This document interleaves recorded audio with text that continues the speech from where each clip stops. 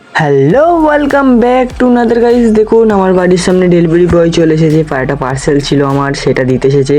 White shoes, দেখুন ফ্লিপকার্টে white shoes order দিয়েছিলাম। এই ডেলিভারি বয়টা চলে এসেছে। সামনে বাড়ির সামনে বাইক রাখা আছে আর পুরোই বাড়ির সামনে চলে এসেছে। দেখুন এই ডেলিভারি বয়ের ব্যাগটায় না অনেক কিছু ছিল। একটা আইফোনের বাক্স ছিল, একটা আইফোন 13 প্রো ছিল, আর আমার হোয়াইট শুজ, আরও অনেক কিছু। একটা কিবোর্ড ছিল, কিবোর্ড মাউস সেট আপ, অনেক কিছু পার্সেল ছিল। সব এক্ষুনি বেরিয়েছে, আমারটা প্রথমে ডেলিভারি করে দিল।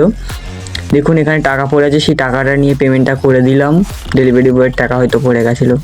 তো দেখুন হোয়াইট শুজটা সব ভাইরা দেখতে এসে গেছে, এগুলো কেমন হয়েছে দেখি। তো ওদেরকে একটু খুলে দেখিয়ে দিলাম।